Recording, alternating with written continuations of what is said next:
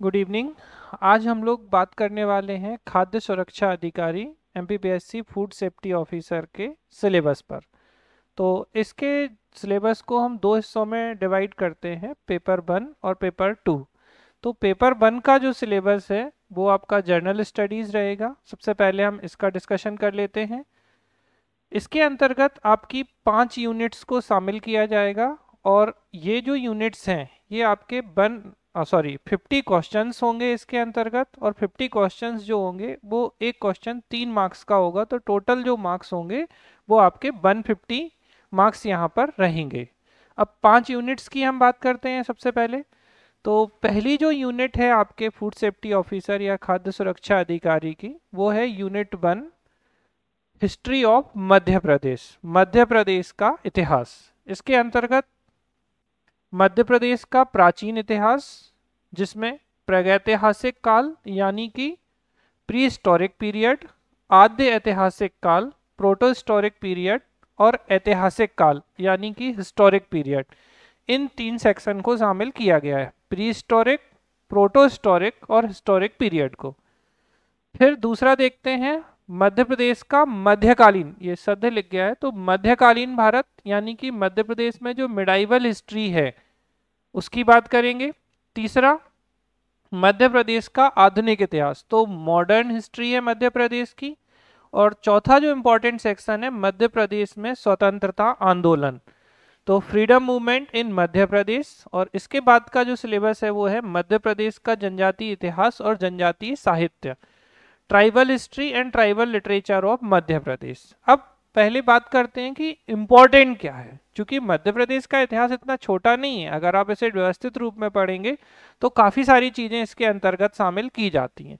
तो आपको जो इनिशियल लेवल पे फोकस करना है वो किस चीज़ पे फोकस करना होगा, एक है आपका मध्य प्रदेश का आधुनिक भारत का इतिहास, दूसरा स्वतंत्रता आंदोलन और तीसरा जनजातीय इतिहास और जनजातीय साहित्य।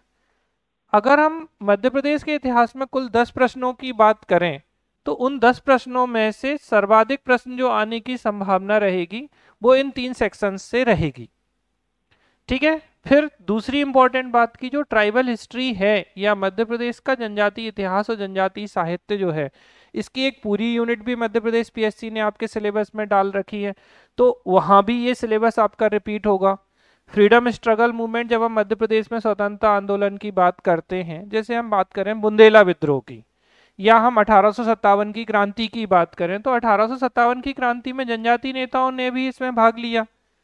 तो ये सिलेबस आपके जनजाति वाला जो यूनिट है, मैं आपको दिखा देता हूं पहले, उसमें भी इसको शामिल किया गया है। जैसे आप देखिए अच्छे से कि ये जो है मध्य प्रदेश की जनजातियों का भारत के स्वतंत्रता आंदोलन में योगदान और जनजातीय व्यक्तित्व, तो ये एक इतना ज़्यादा इम्पॉर्टेंट टॉपिक है। अगर आप पिछले 20 सालों के भी एमपीपीएससी के पेपर की बात करें और एमपी हिस्ट्री से बात करें तो हमेशा यहाँ से प्रश्न पूछा गया है। तो आपके दिमाग में ये चीज़ क्लियर होनी चाहिए कि जो इंडिपेंडेंस मूवमेंट है या स्वतंत्रता आंदोलन या फ्रीडम स्ट्रगल जो है मध्य प्रदेश का, और उसमें भी ट्राइबल पर्सनैलिटी आपके एग्जाम में आने की 99.99% पॉसिबिलिटी हमेशा रही है। अब 99 क्यों बोल रहे हैं, तो भाई पेपर अब पूरे तरीके से ही अगर चेंज कर दिया जाता है तो एक अलग सिचुएशन है, अदरवाइज ऐसा होता कभी नहीं है। क्योंकि 1857 की क्रांति से क्वेश्चन आता ही है, और अगर आएगा तो उससे ट्राइब से क्वेश्चन आएगा। तो ये वाला सेक्शन आपका रिपीटेड सेक्शन होता है जो मध्य प्रदेश के इतिहास में भी है और आपकी जनजाति वाली यूनिट से भी संबंधित होता है। तो आपको ये ध्यान रखना है कि मध्य प्रदेश में आधुनिक इतिहास, जैसे मैं एक एग्जांपल दूं, 1842 का बुंदेला विद्रोह, 1857 रिवॉल्ट, फिर मध्य प्रदेश में असहयोग आंदोलन, कसाई खाना आंदोलन, मध्य प्रदेश में अगर आप देखेंगे तो सविनय अवज्ञा आंदोलन, झंडा सत्याग्रह, जबरिया लेवी या रीवा आंदोलन। तो इस तरीके के जो आंदोलन है, या मध्य प्रदेश में भारत छोड़ो आंदोलन, त्रिपुरी अधिवेशन, ये सब मध्य प्रदेश के आधुनिक भारत और स्वतंत्रता आंदोलन से कनेक्ट होता है और इनसे लगभग हर साल क्वेश्चन पूछे जाते हैं। तो ये थी हमारी यूनिट 1 मध्य प्रदेश की। तो अब हम बात करते हैं यूनिट 2। यूनिट 2 जो है हमारी, वो ज्योग्राफी ऑफ मध्य प्रदेश या मध्य प्रदेश का भूगोल है। इसको आप समझिए अच्छे से, राज्य की भौगोलिक स्थिति। तो मध्य प्रदेश की भौगोलिक स्थिति क्या है, कितने अक्षांश पर है ये, कितने देशांतर पर है ये, राज्य की जो सीमाएं हैं वो किन किन राज्यों से मिलती हैं, राज्य के सीमावर्ती जिले कौन कौन से हैं। तो इन पे आप देखोगे कि लगातार क्वेश्चंस पूछे जाते हैं। पूर्व पश्चिम उत्तर दक्षिण जो राज्य की सीमा है कि भाई कितने किलोमीटर है ये सीमा, इनसे क्वेश्चंस आपके पूछे जाते हैं। इससे भी ज्यादा इंपॉर्टेंट टॉपिक जो होगा वो होगा आपकी प्रमुख नदियों का। नदियों से हर साल क्वेश्चन आता है, तो आप नदियों को नहीं छोड़ना है। अब चूंकि नदियां बहुत हैं, तो सबसे ज्यादा जो क्वेश्चंस बने हैं रिवर पे, वो तो सबसे ज्यादा किससे बने, चंबल। सबसे पहले तो जय नर्मदा मैया, जैसे भारत की नदियों की बात करें तो गंगा मैया, ऐसी मध्य प्रदेश में नर्मदा। तो नर्मदा के बाद चंबल नदी, तो इनका उद्गम कहाँ से होता है, इन पर कौन से जलप्रपात हैं, इन पर कौन से प्रोजेक्ट लगे हुए हैं, बहुउद्देशीय परियोजनाएं कौन कौन सी हैं, तो इनसे संबंधित कभी कभार नदियों के किनारे जो शहर हैं इनसे क्वेश्चंस पूछे गए। जैसे भेड़ाघाट कहाँ स्थित है, तो इन पर प्रश्न बनते हैं। पर्वत से भी अगर आप देखेंगे तो लगभग हर साल प्रश्न पूछा गया है कि सबसे ऊंची पर्वत कौन सा है, या पचमढ़ी कहाँ पर स्थित है, मध्य प्रदेश की सबसे ऊंची चोटी कौन सी है, उत्तर दक्षिण पूर्व पश्चिम इनकी पहाड़ियों का क्रम। तो इस तरीके के क्वेश्चंस यहाँ से बनते हैं। जलवायु और मौसम भी बहुत इंपॉर्टेंट है। एक तो बहुत सरल सा क्वेश्चन पूछते हैं, मध्य प्रदेश में किस तरीके की जलवायु या क्लाइमेट है। तो आपको ध्यान रखना है कि मध्य प्रदेश में जैसे उष्णकटिबंधीय क्लाइमेट है। फिर क्वेश्चन पूछ लेते हैं कि मध्य प्रदेश में वर्षा किस तरीके से होती है। फिर मध्य प्रदेश की मिट्टियां, ये भी एक इम्पॉर्टेंट क्वेश्चन है, तो आपको पता होना चाहिए कि सर्वाधिक मिट्टी कौन सी होती है, सबसे कम मिट्टी कौन सी पाई जाती है। फिर रेगुर मिट्टी से क्वेश्चन पूछ लेते हैं, मालवा के पठार में कौन सी मिट्टी पाई जाती है, कपास के लिए कौन सी मिट्टी होती है। तो ये क्वेश्चन आपसे पूछे गए। टेम्परेचर में आपको ध्यान रखना है कि जैसे हाईएस्ट टेम्परेचर कहाँ है, लोएस्ट टेम्परेचर कहाँ है, टेम्परेचर डिफरेंस कहाँ होता है। फिर वर्षा, तो मध्य प्रदेश में वर्षा किस तरीके की होती है। फिर सर्वाधिक वर्षा वाला जिला, सबसे कम वर्षा वाला जिला। इसके अलावा आप देखेंगे तो आपको उत्तर दक्षिण से पूर्व पश्चिम से कि वर्षा कहाँ से कम हो रही है, कहाँ से बढ़ती है, घटती कहाँ से है। तो इस तरीके क्वेश्चंस भी पूछे जाते हैं। फॉरेस्ट और उनके प्रकार और उनसे जो फॉरेस्ट प्रोड्यूस है। यहाँ पर वनों के प्रकार और वनोपज में आपको ध्यान रखना है, जैसे कई बार मध्य प्रदेश में सर्वाधिक कौन सा वृक्ष पाया जाता है, सर्वाधिक कौन से प्रकार के वन पाए जाते हैं। फिर वहीं से क्वेश्चन पूछ लेते हैं कि भाई जो आपका टीक या सागौन है वो कितने प्रतिशत है मध्य प्रदेश में। तो इस तरीके क्वेश्चंस यहाँ से पूछे गए। इनमें आप इसी को करंट से अगर कनेक्ट करें तो चूंकि फॉरेस्ट सर्वे रिपोर्ट आ चुकी है नई, तो आपको इस दृष्टि से भी पढ़ना चाहिए कि बनो, तो उससे मध्य प्रदेश भी आपका कनेक्ट होगा और वर्तमान स्थिति भी आपको पता चलेगी। फिर एग्रीकल्चर, प्रमुख फसलें, सिंचाई के स्रोत क्या हैं, सिंचाई परियोजनाएं क्या हैं। तो इरिगेशन प्रोजेक्ट जो हैं ये बहुत इंपॉर्टेंट होते हैं, इनसे भी हर साल लगभग क्वेश्चंस आपसे पूछे जाते हैं। ताप विद्युत परियोजनाएं, गैर पारंपरिक ऊर्जा स्रोत और प्रमुख खनिज। तो मध्य प्रदेश की खनिज की स्थिति आपको भारत के रिस्पेक्ट में भी पता होनी चाहिए, जैसे कौन सा खनिज है जो मध्य प्रदेश में सर्वाधिक उत्पादन होता है। फिर भारत की मान लीजिए जैसे हम बात करें कोयले की, तो कोयले में मध्य प्रदेश का कौन सा नंबर है। या फिर हम बात करें कॉपर की, तांबे की, जैसे हीरा तो निर्विवाद रूप से मध्य प्रदेश में हीरा है सदा के लिए। तो इस तरीके के खनिजों में मध्य प्रदेश की क्या स्थिति है ये आपको ध्यान रखना है। फिर जनसंख्या का आकार, वृद्धि, साक्षरता, यातायात और खाद्य प्रसंस्करण उद्योग। जनसंख्या, जनसंख्या एक ऐसा टॉपिक है ना कि भारत की ज्योग्राफी के पॉइंट ऑफ व्यू से, इवन एमपी के ज्योग्राफी के पॉइंट ऑफ व्यू से ये हमेशा आने वाला क्वेश्चन है। तो आपको जनगणना, अब चूंकि नई जनगणना तो हुई नहीं है 2011 के बाद, तो आपको अभी भी मध्य प्रदेश की जो 2011 के अनुसार जनगणना के अनुसार जो आंकड़े हैं, जैसे सर्वाधिक एससी प्रतिशतता कहाँ है, सर्वाधिक एसटी प्रतिशतता कहाँ है, सर्वाधिक एससी की जनसंख्या कहाँ है, सर्वाधिक एसटी की जनसंख्या कहाँ है। तो इनसे क्वेश्चंस आपसे पूछ लिए जाते हैं। फिर इसके अलावा मध्य प्रदेश की कुल जनसंख्या कितनी है 2011 के अनुसार, सेक्स रेशो या लिंगानुपात, कि मध्य प्रदेश में सर्वाधिक लिंगानुपात किस जिले में है, मध्य प्रदेश में सबसे कम लिंगानुपात किस जिले में है। तो सेक्स रेशो से क्वेश्चन आते हैं। फिर अब चूंकि क्या डिकोड नहीं करेंगे तो आप फिर जनगणना में फंस जाएंगे।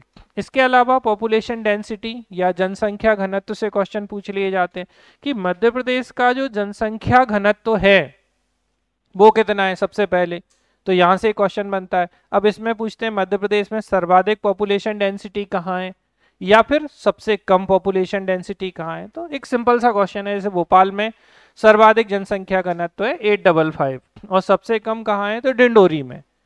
ठीक है, तो ये आपको ध्यान रखना है कि मध्य प्रदेश में जनसंख्या घनत्व या पॉपुलेशन डेंसिटी कितनी है। फिर साक्षरता, लिटरेसी की बात करें तो मध्य प्रदेश की लिटरेसी रेट कितनी है, मध्य प्रदेश में सर्वाधिक साक्षर जिला कौन सा है, मध्य प्रदेश में सबसे कम साक्षर जिला कौन सा है। अब यहाँ से ये भी पूछते हैं सर्वाधिक महिला साक्षरता, सर्वाधिक पुरुष साक्षरता, सबसे कम पुरुष साक्षरता, सबसे कम महिला साक्षरता। तो एक सबसे कम का मैं आपको एग्जाम्पल बता दूं, तो आपको याद रखना है कि अलीराजपुर जो जिला है मध्य प्रदेश का, उसमें ना सिर्फ मध्य प्रदेश में सबसे कम लिटरेसी रेट साक्षरता है, मध्य प्रदेश की सबसे कम पुरुष साक्षरता भी है, मध्य प्रदेश की सबसे कम महिला साक्षरता भी है, और ये मध्य प्रदेश का ही नहीं भारत का सबसे कम साक्षरता प्रतिशत वाला जिला है। तो मध्य प्रदेश तो है ही, ये भारत में भी ओवरऑल अलीराजपुर जो है वो सबसे कम साक्षरता वाला जिला माना जाता है। फिर मध्य प्रदेश में फूड प्रोसेसिंग इंडस्ट्री, तो इसमें आपको ये ध्यान रखना है कि मध्य प्रदेश के जो खाद्य प्रसंस्करण उद्योग हैं वो कहाँ कहाँ लग रहे हैं, सबसे ज्यादा क्वेश्चंस यहीं से आते हैं। थोड़े अगर अंदर जाएंगे तो खाद्य प्रसंस्करण या फूड प्रोसेसिंग के लिए कौन कौन सी वस्तुओं की आवश्यकता होती है। फूड प्रोसेसिंग का एक एग्जांपल आप देख लीजिए, जैसे हमने आम लिया, अचार बना लिया, तो अचार क्या हो गया आपका, फूड प्रोसेसिंग हो गया। टमाटर लिया तो हमने सॉस बना लिया, जैम बना लिया, तो ये आपके फूड प्रोसेसिंग हो जाते हैं। फिर है यूनिट 3। यूनिट 3 की बात करें तो politics and economy of Madhya प्रदेश, मध्य प्रदेश की राजनीति और अर्थव्यवस्था। अब पार्ट ए में आपकी राजनीति है और पार्ट बी जो है यूनिट 3 का वो है आपकी इकोनॉमी। तो अब पहले पॉलिटी की बात करें, राज्यपाल चूंकि राज्य के प्रमुख हैं, इनसे क्वेश्चन हर साल आता है, आपको ये ध्यान रखना है। आपको सिर्फ राज्यपाल को नहीं पढ़ना है, पहले राज्यपाल से लेके वर्तमान राज्यपाल के विषय में हमें डिटेल में पता होना चाहिए। अब फिर पूछ लेते हैं, जैसे मान लीजिए वर्तमान राज्यपाल श्री हमारे मंगू भाई पटेल जी हैं, तो इससे पहले ये कहाँ के राज्यपाल रहे हैं या कहाँ के मुख्यमंत्री रहे हैं मंगू भाई पटेल जी ने। जैसे एक बार क्वेश्चन पूछा गया था कि मध्य प्रदेश के वर्तमान राज्यपाल ने अपना पदभार कब ग्रहण किया, तो आपको यहां तक से क्वेश्चन पूछ लेते हैं। फिर मध्य प्रदेश के प्रथम राज्यपाल कौन थे, या मध्य प्रदेश की पहली महिला राज्यपाल कौन थी। तो आपको गवर्नर या राज्यपाल के विषय में डिटेल के साथ में आपको ये पता होना चाहिए कि इनसे संबंधित और जो इन्फॉर्मेशन है वो भी इसमें पूछी जाती है। सेम चीज चीफ मिनिस्टर या मुख्यमंत्री से होती है, फिर कैबिनेट से होती है, फिर है विधानसभा, उच्च न्यायालय और लोकायुक्त। तो विधानसभा, चूंकि मध्य प्रदेश में लेजिस्लेटिव काउंसिल तो है नहीं, विधान परिषद, तो विधानसभा है। अब यहां से आपको पता होना चाहिए कि विधानसभा की टोटल सीटें कितनी हैं, जैसे 230 सीटें हैं मध्य प्रदेश में। जब मध्य प्रदेश से छत्तीसगढ़ अलग हुआ था तो उस समय सीटें कितनी थी, छत्तीसगढ़ को कितनी सीटें दे दी, जब मध्य प्रदेश बना था तो कितनी सीटें थी। फिर विधानसभा, अब विधानसभाएं तो इसके स्पीकर होते हैं, डिप्टी स्पीकर होते हैं, लीडर ऑफ अपोजिशन होते हैं, विपक्ष के नेता होते हैं, इसके अलावा प्रोटेम स्पीकर होते हैं। तो इन सब से क्वेश्चंस पूछ लिए जाते हैं। जैसे एक एग्जांपल मैं दूं, मध्य प्रदेश विधानसभा के पहले अध्यक्ष कौन थे, मध्य प्रदेश विधानसभा के वर्तमान अध्यक्ष कौन है, मध्य प्रदेश विधानसभा के पहले उपाध्यक्ष कौन थे, वर्तमान उपाध्यक्ष कौन है, पहले प्रोटेम स्पीकर कौन थे, वर्तमान प्रोटेम स्पीकर कौन है। तो इस तरीके क्वेश्चंस यहाँ से बनते हैं। फिर आ जाते हैं हाईकोर्ट या लोक उच्च न्यायालय। उच्च न्यायालय की स्थिति किस तरीके की है, तो मध्य प्रदेश में जो हाईकोर्ट या उच्च न्यायालय है, इस उच्च न्यायालय की स्थापना कब हुई, उच्च न्यायालय के न्यायाधीशों की योग्यताएं क्या होती हैं, इनके लिए टर्म एंड कंडीशंस क्या होती हैं। जैसे हाईकोर्ट की नियुक्ति जो है, हाईकोर्ट के जजेस की नियुक्ति प्रेसिडेंट करते हैं, लेकिन एडवाइस किन की ली जाती है, तो चीफ जस्टिस ऑफ इंडिया से पूछते हैं, राज्य के गवर्नर से पूछते हैं, उस हाईकोर्ट के चीफ जस्टिस से पूछते हैं। फिर इनके लिए क्वालिफिकेशन क्या होती हैं, इनके सैलरी अलाउंसेस, पेंशन, भत्ते क्या होते हैं। जैसे सैलरी अलाउंसेस कहाँ से दिए जाते हैं इन्हें, अगर आप देखें तो हाई कोर्ट के जजेस के जो सैलरी अलाउंसेस हैं वो राज्य की संचित निधि से दिए जाते हैं, लेकिन इनके वेतन भत्ते जो दिए जाते हैं वो भारत की संचित निधि से दिए जाते हैं। तो क्वेश्चन बदल जाते हैं। फिर लोकायुक्त, तो लोकायुक्त, पहले लोकायुक्त कौन है, वर्तमान लोकायुक्त कौन है, लोकायुक्त एक्ट आपको पता होना चाहिए। तो मध्य प्रदेश लोकायुक्त एवं उप लोकायुक्त अधिनियम, इसके अलावा स्टेट सेक्रेटरीट यानी राज्य सचिवालय, और उसके प्रमुख अधिकारी मुख्य सचिव यानी चीफ सेक्रेटरी। तो यहाँ से जैसे क्वेश्चन पूछ लेते हैं कई बार, किसी भी राज्य का सबसे बड़ा प्रशासनिक अधिकारी कौन होता है, तो वो चीफ सेक्रेटरी या मुख्य सचिव होता है।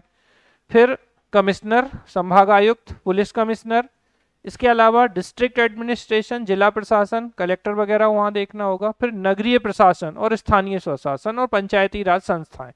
ये बहुत इंपॉर्टेंट टॉपिक है जहाँ से हर साल प्रश्न आपसे आता है। तो पंचायत और म्यूनिसिपैलिटीज, सबसे पहले ये किस पार्ट में है, ये किस शेड्यूल में है, मध्य प्रदेश में पंचायती राज व्यवस्था कब लागू की गई। फिर इनके इंडिविजुअल आर्टिकल, तो 243 से लेकर 243 तक जैसे पंचायतों की बात की जाती है, 243 पी से लेके जेड जी तक आपकी स्थानीय स्वशासन में म्यूनिसिपैलिटीज की बात की जाती है। तो इनके बारे में आपको पता होना चाहिए। फिर है state election commission, state information commission, राज्य अनुसूचित जाति आयोग, राज्य अनुसूचित जनजाति आयोग, पिछड़ा वर्ग आयोग और राज्य महिला आयोग। तो ये कुछ कमीशंस हैं जिनमें सबसे इंपॉर्टेंट जो है आपका वो है स्टेट इलेक्शन कमीशन, क्योंकि स्टेट इलेक्शन कमीशन जो है ये एकमात्र आयोग ऐसा है जो आपका संवैधानिक है या कॉन्स्टिट्यूशनल बॉडी है, जबकि बाकी के जो कमीशंस हैं वो आपके कैसे हैं, स्टैट्यूटरी बॉडी या सांविधिक निकाय हैं। तो इस पॉइंट से ये बहुत इंपॉर्टेंट हो जाता है। इसके बाद अनुसूचित जाति और जनजाति अत्याचार निवारण अधिनियम, पहले ये सिलेबस में हुआ करता था एमपीपीएससी के, इन्होंने वर्तमान में इसको फिर से सिलेबस में डाल दिया। फिर पैसा एक्ट जो कि मध्य प्रदेश में लागू हो गया है, तो ये बहुत इंपॉर्टेंट हो जाता है। ये 1996 का है, ये गलत लिखा है 1998, तो पैसा एक्ट जो है बेटा 1996 का है, panchayat extension in schedule area. और फिर पर्यावरण संरक्षण अधिनियम बहुत बहुत इंपॉर्टेंट एक्ट है, एनवायरमेंट प्रोटेक्शन एक्ट। इसको भी क्वेश्चंस अगर आप देखेंगे तो हर 1-2 साल में कहीं ना कहीं रिपीट होते हैं। जैसे सबसे पहला क्वेश्चन पूछते हैं पर्यावरण संरक्षण अधिनियम कब का है, एनवायरमेंट प्रोटेक्शन एक्ट 1986 का। फिर एक बार पूछा गया था छाता विधान या अम्ब्रेला लेजिस्लेशन किसे कहा जाता है, तो इससे भी क्वेश्चन पूछा गया था। फिर एक नया एक्ट जोड़ दिया गया, मध्य प्रदेश गौवंश प्रतिषेध अधिनियम 2004। तो मध्य प्रदेश सरकार गौवंश को बचाने के लिए, इसके वध को रोकने के लिए कटिबद्ध है, तो उसी के लिए क्या लाया गया, मध्य प्रदेश गौवंश वध प्रतिषेध अधिनियम 2004 को लाया गया था। तो ये है आपकी यूनिट 3 का पार्ट ए। चलिए, तो पार्ट बी जो है इसकी यूनिट 3 का, तो पार्ट बी मध्य प्रदेश की अर्थव्यवस्था है। तो इकोनॉमी ऑफ मध्य प्रदेश, इसके अंतर्गत एक तो मध्य प्रदेश की अर्थव्यवस्था का अवलोकन, overview of economy of Madhya Pradesh. अब ओवरव्यू का मतलब क्या, मध्य प्रदेश का जीडीपी में कौन सा स्थान है, मध्य प्रदेश किन किन क्षेत्रों में पहले नंबर पर है, दूसरे पर किन में है, तीसरे पर किन में है। तो इस तरीके क्वेश्चन जो हैं वो बन जाते हैं। फिर कृषि एवं ग्रामीण विकास की स्थिति क्या है मध्य प्रदेश में, औद्योगिक एवं आधारभूत ढांचे की संरचना का विकास। यहाँ से क्वेश्चंस आने की पॉसिबिलिटी बहुत ज़्यादा होती। किस तरीके क्वेश्चंस आते हैं, कौन सा औद्योगिक क्षेत्र कहाँ है। जैसे एक एग्जाम्पल मैं बात करूं तो आप जानते हैं कि मालनपुर, सुना है आप सभी ने कि मालनपुर जो इंडस्ट्रियल एरिया है ये भिंड का है, लेकिन ये ग्वालियर के पास पड़ता है। तो कंफ्यूजन में लोग ग्वालियर लगा देते हैं। ठीक है, भोपाल के पास मंडीदीप पड़ता है, मंडीदीप जबकि इंडस्ट्रियल एरिया है रायसेन का, और लोग क्या लगा देंगे, बोले भोपाल में होगा शायद। तो इंडस्ट्रियल एरिया कौन से किसके हैं, इनसे संबंधित क्वेश्चंस आते हैं। फिर औद्योगिक इकाइयां कहाँ क्या कौन कौन सी एस्टेब्लिश हैं। फिर है मध्य प्रदेश में शिक्षा, एजुकेशन की क्या स्थिति है, हेल्थ की क्या स्थिति है, स्किल डेवलपमेंट की स्थिति क्या है। फिर आ जाता है सतत विकास लक्ष्य। ये एक रिपीटेड क्वेश्चन है जो अगले कई सालों तक अभी एग्जाम में पूछा जाएगा। मध्य प्रदेश सरकार के साथ ही भारत सरकार के साथ अंतर्राष्ट्रीय संगठन हर कोई सस्टेनेबल डेवलपमेंट गोल की बात कर रहे हैं। तो सतत विकास लक्ष्य आपके एग्जाम के लिए अल्ट्रा और बोले सुपर अल्ट्रा इंपॉर्टेंट टॉपिक में से एक होता है। पहले पूछा जाता है कि सतत विकास लक्ष्य ने या किससे प्रतिस्थापित होकर सतत विकास लक्ष्यों को लाया गया। तो पहले एमडीजी हुआ करते थे, मिलेनियम डेवलपमेंट गोल। फिर एमडीजी की जगह अब हम क्या लेके आ गए, सतत विकास लक्ष्य या सस्टेनेबल डेवलपमेंट गोल लेके आए। ये इंडिया के रिस्पेक्ट में भी इम्पोर्टेंट होता है और ये एमपी के रिस्पेक्ट में भी इम्पोर्टेंट होता है। तो इनके अंतर्गत जो 17 सस्टेनेबल डेवलपमेंट गोल को शामिल किया जाता है उनको हमें पढ़ना होता है। फिर व्यावसायिक सुगमता और बहुआयामी गरीबी सूचकांक में मध्य प्रदेश की क्या स्थिति है, तो मल्टी डायमेंशनल पॉवर्टी इंडेक्स में मध्य प्रदेश की क्या स्थिति है ये हमें पता होना चाहिए। फिर इसके बाद नेक्स्ट जो यूनिट है वो है tribe of Madhya Pradesh, heritage, folk culture and folk. ये बहुत इंपॉर्टेंट है। ये एक ऐसी यूनिट है जो फर्स्ट टाइम सिलेबस में जोड़ी जा रही है एक पूरी यूनिट के रूप में। यहां से 10 क्वेश्चन तो आने ही हैं और कोई बड़ी बात नहीं है कि इससे 12-13 क्वेश्चन भी आ जाएं तो कोई बड़ी बात नहीं है, क्योंकि इसका कुछ हिस्सा जैसे मध्य प्रदेश में जनजातियों का भारत के स्वतंत्रता आंदोलन में योगदान, प्रमुख जनजातीय व्यक्तित्व, ये आपके Indian history sorry MP history का भी सेक्शन है और ये आपके ट्राइब्स या जनजातियों का भी सेक्शन है। तो इसके सिलेबस की बात करते हैं तो मध्य प्रदेश में जनजातियों का भौगोलिक विस्तार, तो मध्य प्रदेश में किस क्षेत्र में कौन सी जनजाति पाई जाती है, भाई गोंड कहाँ पाई जाती है, कोल कहाँ पाई जाती है, कोरकू कहाँ पाई जाती है, तो ये सब चीजें हैं। फिर संवैधानिक प्रावधान, कॉन्स्टिट्यूशनल प्रोविजन क्या है। जैसे एक सिंपल सा एग्जांपल आपसे कई बार पूछ लिया जाता है कि राष्ट्रीय जनजाति आयोग, ठीक है, तो नेशनल कमीशन फॉर एसटी, राष्ट्रीय जनजाति आयोग जो है वो किस आर्टिकल में, अब आर्टिकल पूछ लिया मतलब क्या हो गया आपका संवैधानिक स्थिति हो गई, बताएगा कोई। ठीक है, तो 338 में है 338 ए, 338 ए के अंतर्गत हम राष्ट्रीय अनुसूचित जनजाति आयोग की बात कर लेते हैं। फिर जैसे पूछ लिया जाता है अनुसूचित जनजातियां या शेड्यूल्ड ट्राइब किस आर्टिकल में है, तो 342 आर्टिकल में शेड्यूल्ड ट्राइब की बात की जाती है। फिर विशेष पिछड़ी जनजातियां स्पष्ट रूप से उन्होंने लिख रखा है, तो मध्य प्रदेश की जो स्पेशल ट्राइब हैं जो बैकवर्ड ट्राइब के अंतर्गत आती हैं, तो इनसे क्वेश्चंस आने की बहुत ज़्यादा पॉसिबिलिटी रही है और प्रीवियस ईयर में भी आप देखेंगे तो इनसे क्वेश्चंस कई बार पूछे गए हैं। जैसे भारिया, बैगा और सहरिया, ये 3 बैकवर्ड ट्राइब हैं तो इनसे क्वेश्चंस आते हैं। फिर जनजाति के कल्याण के लिए योजनाएं, तो मध्य प्रदेश सरकार ट्राइब्स के कल्याण के लिए, वेलफेयर के लिए कौन कौन सी योजनाएं लेके आई है ये। फिर मध्य प्रदेश की जनजातीय संस्कृति, उनकी परंपराएं, कलाएं, त्योहार, उत्सव, भाषा, बोली, साहित्य, तो अलग अलग क्षेत्रों में जैसे गोंडी भाषा कहाँ बोली जाती है, भीली कहाँ बोली जाती है, तो इनकी बोली, भाषा, इन पे क्वेश्चंस। फिर इंडिपेंडेंस मूवमेंट में ट्राइब्स का क्या योगदान रहा। फिर जैसे मैं एक एग्जाम्पल बात करूँ, पेमा फाल्या बहुत बार आ चुके हैं, ठीक है, तो इस तरीके के जो इनके जनजातीय व्यक्तित्व हैं, जैसे और एग्जाम्पल में रानी दुर्गावती, ठीक है, भूरीबाई, ठीक, तो जो जनजातीय व्यक्तित्व हैं इनसे संबंधित क्वेश्चन आते हैं। फिर इनके संस्थान, संग्रहालय, संग्रहालय हर साल आता है, ऐसा कोई ईयर नहीं है, लगभग अगर आप पिछले 15-20 सालों की बात करो तो कोई ना कोई म्यूजियम पूछा ही गया है, तो बहुत इंपॉर्टेंट क्वेश्चन है। फिर मध्य प्रदेश की लोक संस्कृति और लोक साहित्य, तो folk culture and folk literature of Madhya Pradesh, तो मध्य प्रदेश की जो लोक संस्कृति है, जो लोक साहित्य है, अब लोक साहित्य है तो लोक साहित्यकार हैं, तो उनसे संबंधित क्वेश्चंस जो हैं वो लगातार इस सेक्शन से भी लगातार क्वेश्चंस आते हैं। तो ये जो यूनिट है आपकी जनजातियों की विरासत, लोक संस्कृति, लोक साहित्य वाली, ये बहुत इंपॉर्टेंट है। और सबसे अच्छी बात मैं कहूँ कि ये बहुत छोटी यूनिट है, तो अगर कोई इसको पहले अच्छे से कर लेता है तो डेफिनेटली आप कम सेक्शन में ज़्यादा अच्छे क्वेश्चन सही कर सकते हैं।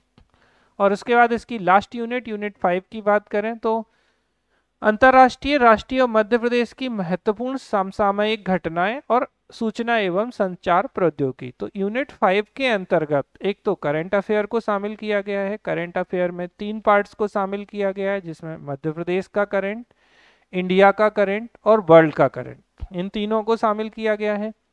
इसके साथ में जन कल्याणकारी योजनाएं, तो वेलफेयर स्कीम्स जो हैं उनको शामिल किया गया है। फिर मध्य प्रदेश के चर्चित व्यक्तित्व हैं उनकी बात की जाती है, स्थानों की बात की जाती है। इसके अलावा आईसीटी में कंप्यूटर सूचना और संचार प्रौद्योगिकी, ई गवर्नेंस, एआई आजकल बहुत बात चल रही है, चैट जीपीटी और दुनिया भर की चीजें, तो आर्टिफिशियल इंटेलिजेंस, ठीक है, machine learning, cloud computing, data science, internet of things का आधारभूत ज्ञान। तो ये भी बहुत बड़ी यूनिट नहीं है, थोड़ा करंट अफेयर जरूर सिलेबस को फैलाता है, लेकिन यहाँ पर आपको जो ध्यान रखना है वो एक ही चीज है कि मध्य प्रदेश में पर्सन और पर्सनैलिटी, जैसे किसी की डेथ हुई, किसी को पद्मश्री अवार्ड मिला, अगर कोई जनजातीय व्यक्तित्व है, जैसे पद्मश्री, पद्म भूषण, पद्म विभूषण मिला, तो वो क्वेश्चन आने की पॉसिबिलिटी मैक्सिमम हो जाएगी। मध्य प्रदेश में पद्म अवार्डों की अगर घोषणा की गई मध्य प्रदेश के लिए, तो उनसे क्वेश्चंस आने की पॉसिबिलिटी बहुत ज़्यादा होती है। तो कई सारे क्वेश्चंस ऐसे हैं करंट अफेयर में जो रिपीट होते हैं, जैसे अवार्ड बहुत पूछते हैं।